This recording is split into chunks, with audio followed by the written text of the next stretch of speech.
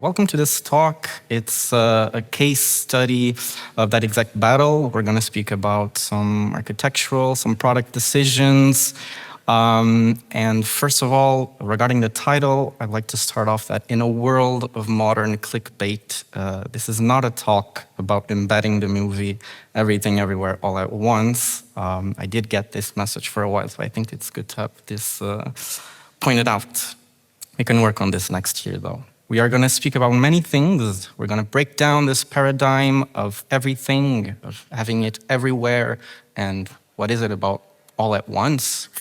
But first I want to introduce myself very quickly. My name is Gonçalo Bernardo. I'm born in the Azores, Portugal, middle of the Atlantic.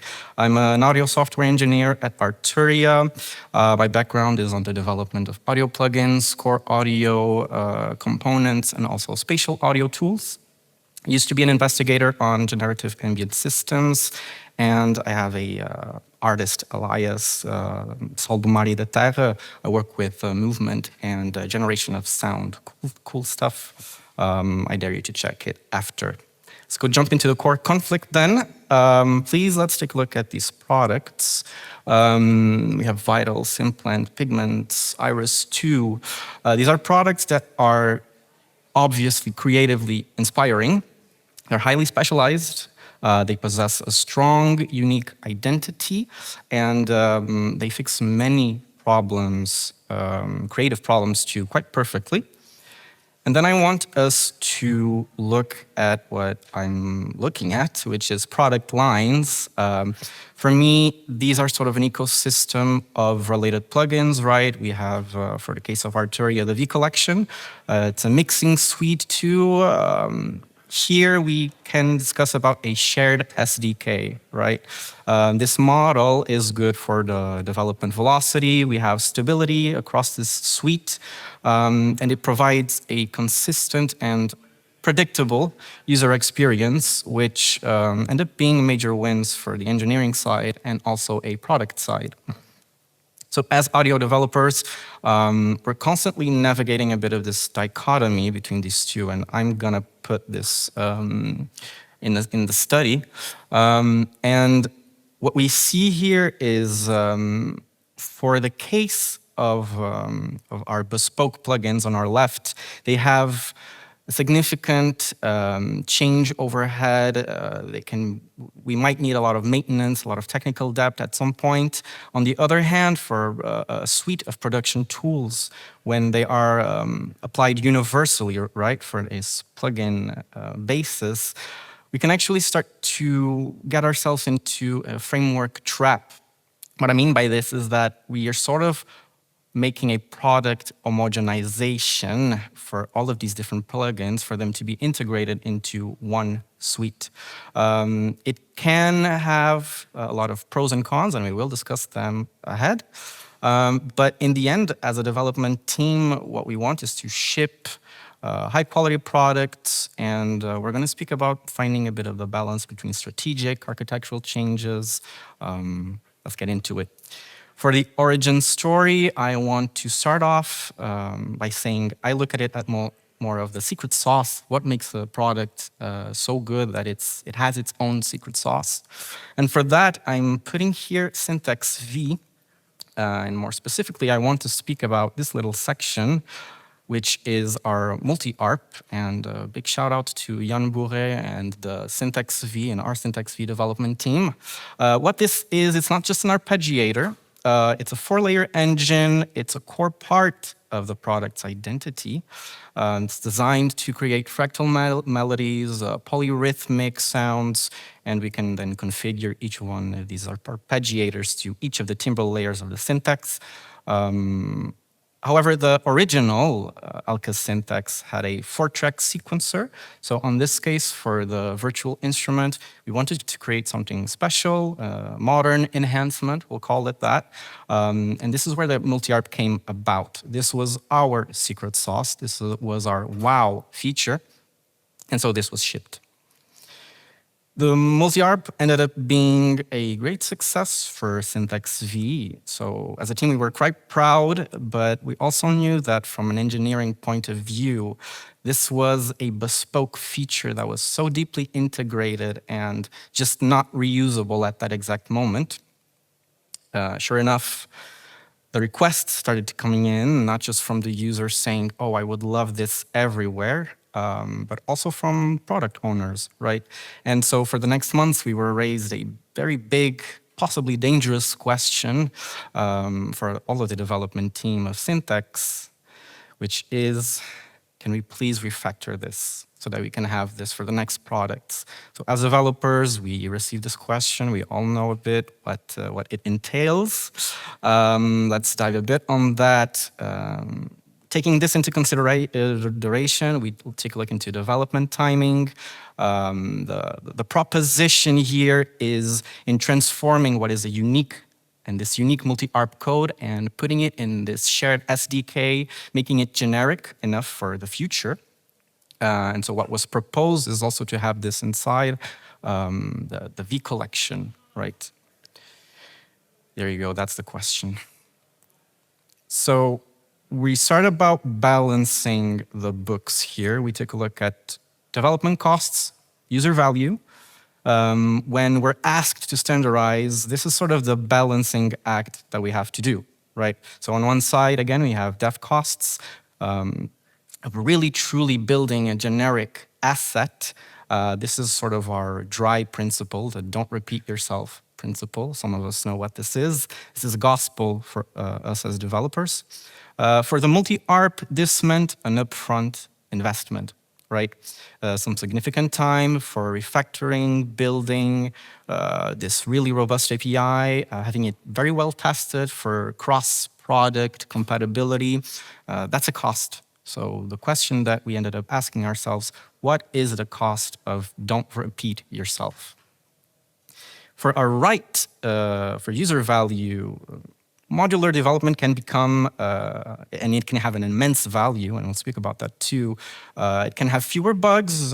We also have to ask ourselves, what value are we optimizing it for? Is it the power user who really wants a multi-ARP, or maybe what is for the user the authentic experience for him when it goes into a specific product, or when he goes specifically to the product suite to jump in? So making this for the sake of modularity will never be free. It's a calculated risk. There's a lot of weighing and significant costs to be described. So on a product point of view, this can lead to the global asset idea, right? So this is a huge win for us. We'll fix a bug once. It will be fixed everywhere. Don't repeat yourself. Again, this will accelerate our entire roadmap, of course. We can also, as developers, say, well, wait, we're sort of talking about, let's say, a 3 or 4 month refactor, right? And also, again, this is one of the secret sauces of Syntax V. Are we putting ourselves the question of, if we do put it in an entire product suite, won't we, in a way, flatten the identity of Syntax V itself? So let's start into the first breaking of these 3 points. So the everything, right? The pros of modularity, this is what I'm giving it as. The decision was made. We'll invest some months. We'll build this generic multi-ARP module. We'll absorb this cost. And I think it delivered right after with amazing results.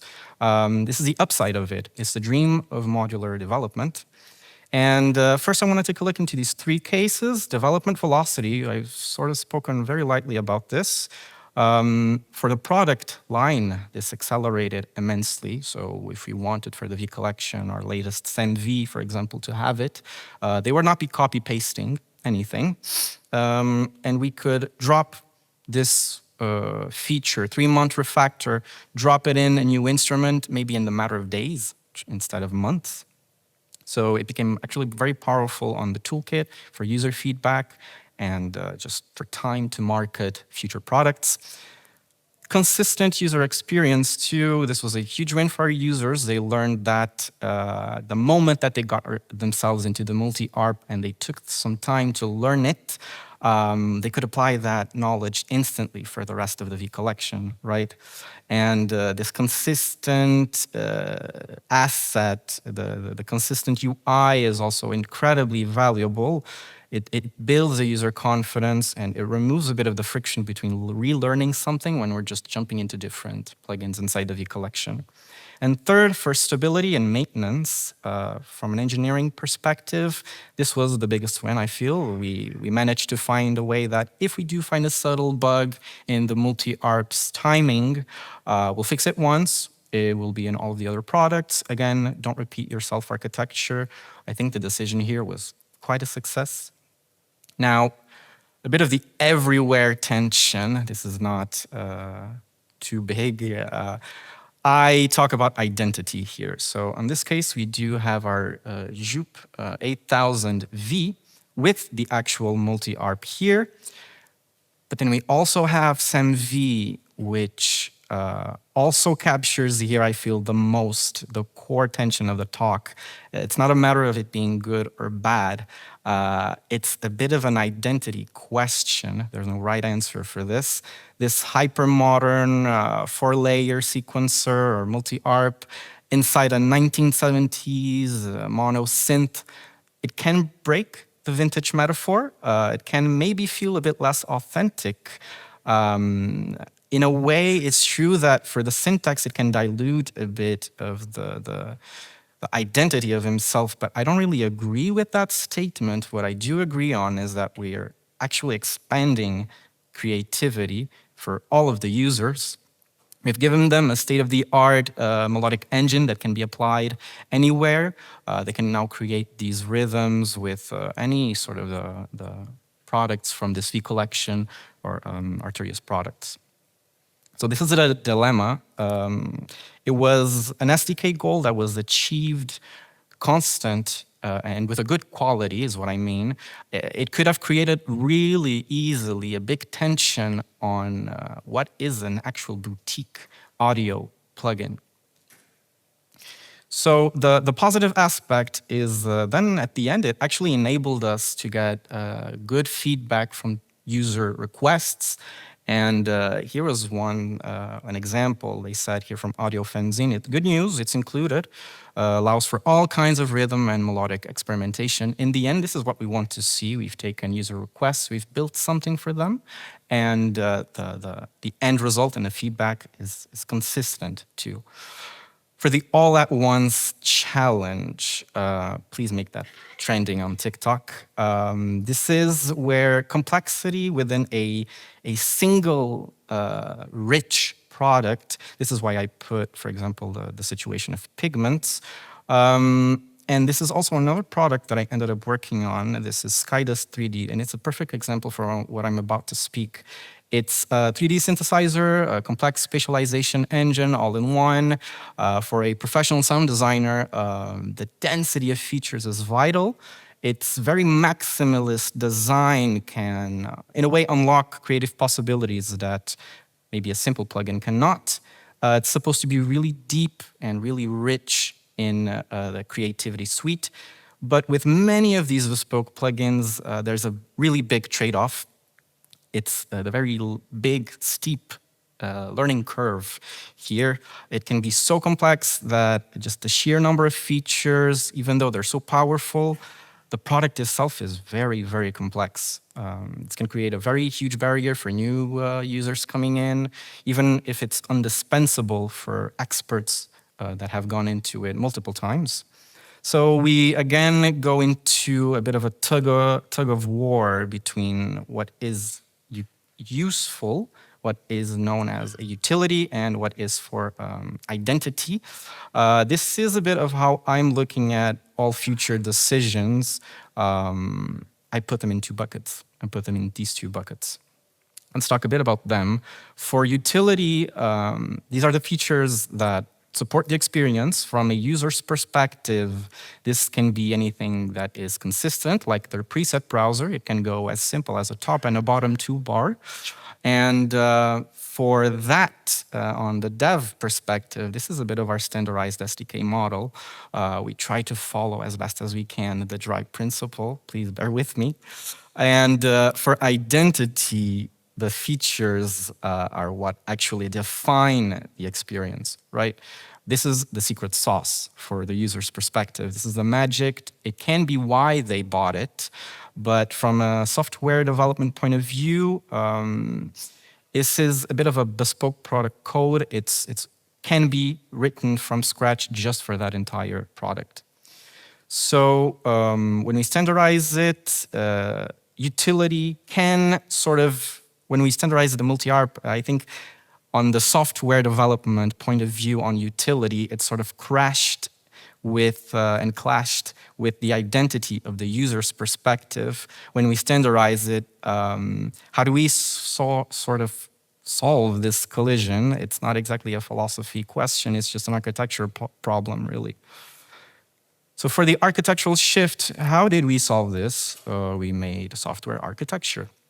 We realized that the old SDK was built on sort of this pattern A, which is what I'm calling it, sort of the monolithic component. This is where, from an analogy point of view, let's say that we have this pre-built car, factory-sealed Lego car. We can drop it in our city. It's a perfect car, but then we cannot take the wheels off and use it in our own custom Lego car. This can go into the all or nothing trap. Again, if the SAMV product wants to have the multi-ARP, it's just gonna have to duplicate everything or get nothing. So the solution here was to go into a headless engine, resolve the dry principle, go at it as soon as possible. For maintainability, we can fix the multi-ARP once, and it will be in the next product, next products. And for testability, this is a dream to unit test, really. So pros and cons. The cons here were mostly the time to refactor it and a lot of wiring also to be done to take that specificity out of the syntax V. And also a bespoke feature. This is what I go into the pigments. Let's say that this is the analogy of a very custom sculpture that was made to a specific space. It's just never moved. It's not made to be replicated or moved anywhere else. So our solution here, we went, I think, a bit more towards pattern B. It gives us a toolkit for resolving a bit of the identity issue. We now have a multi-ARP as a global asset that sort of can deliver custom UI, and we can also check that between the different products of the V collection. So concluding here and going back to the original question, should audio plugins have everything everywhere all at once? To me, the question is no. It's a clear no. But what I do see more and more is that the user wants the right thing in the right context. It doesn't want everything.